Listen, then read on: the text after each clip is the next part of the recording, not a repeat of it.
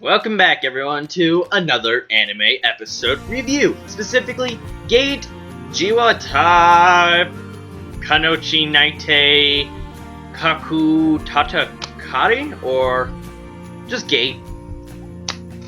Episode 4 specifically, and before I say anything else, or before I say anything about this episode in my review and all that, I highly recommend you go check out the episode. Follow me on Twitter, just check out the links in the description. So follow me on Twitter, and be sure to check out the episode. Why? Because then, once the use of a review if you haven't seen the episode yet.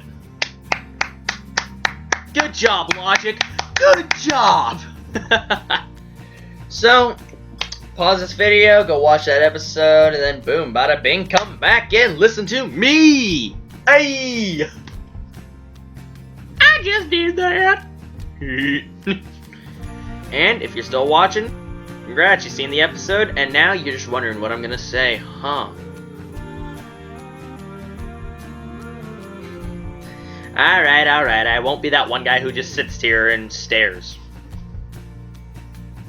Or maybe I will be. So, Gate. This was a pretty good episode. Now that we got introduced to all three of the main female characters and all that, but last episode we had only learned 2 of their names. This episode we learned the third girl's name, the elf girl who was unconscious in the well. Her name was Chuka, and her father had thrown her in the well, and while she was falling, the fire dragon ate her father. And I think she's not coping with that, because in this episode it's mostly about getting the refugees readjusted, repositioned, and all that, and so they have a place to go for now. And every time she's given food, clothing, or bathe, or etc., she's always requesting more for a second portion, but the second portion is never touched. So it's most likely for her father. So she's unable to cope with her father's death yet. She still believes he might be alive, and she's always hesitant she can't repay the people who saved her, and she's hesitant to go and see new things without her father and everything, who hates it whenever he misses out on something, according to her. So we gotta learn about Chuka a little bit and everything. We got a really nice bath scene. You really didn't get to see too much Opie and everything, but it was still a little bit of a good bonding moment between our main three female characters and all that. They bonded a little bit, and they each learned that who Itami was, and he was most likely the one who saved her, and his squad was the one who saved them and the one they were accompanying. And we learned that Lele, the sorcerer apprentice and all that, the blue-haired chick, she's learning Japanese, and she's actually getting really, really good at it, but she's still not completely fluent. So, damn. Good job. Good job, Lele. So, pretty much what happened was, we got the refugees, we got them homes in this fortress that they fucking built. It's huge. They literally cleared space, built homes for them, made a bath and all that for them, and etc. So people were marveling even at the simplest things like a tin can cooked soup in a can and all that. Like, oh! We gotta learn about our female characters a little bit more, which was good. We learned that Lele had never bathed inside, and that Rory had bathed inside. She had an imperial bath and all that in the temple, but she was always, as an apostle, she's always wandering to lands and all that. So it was good to see and learn a little bit about them. We had some funny moments, and they're all really, kind of grateful to Itami, and we learned that Japan is going to see if they can live off of this special region, because currently Japan, it's really dependent on others for resources. With this area, they have exclusive access to certain resources that they couldn't get unless they imported it otherwise. So this is a major asset for them, where they could be more self-dependent where they can be more independent and self-sufficient, so they won't be entirely under countries' thumbs and everything.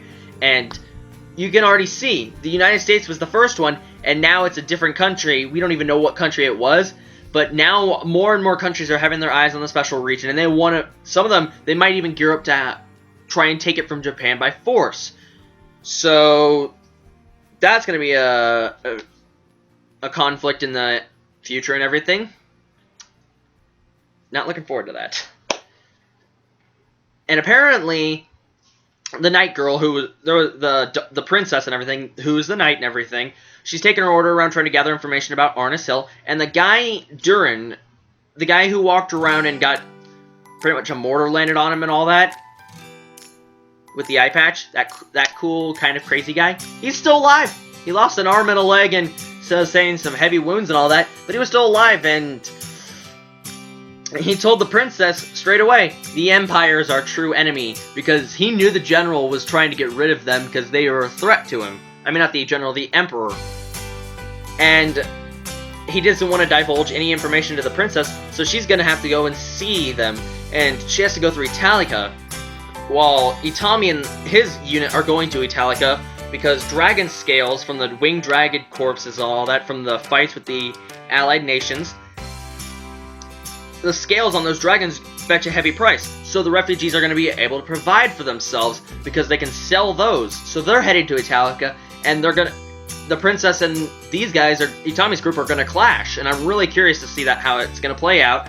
I like this episode. We got the refugees, we got to know them a little bit more, they got set in and all that, and my funny part was Chuka, who was like, we need to provide for ourselves. At the worst case scenario, we could sell ourselves to the soldiers.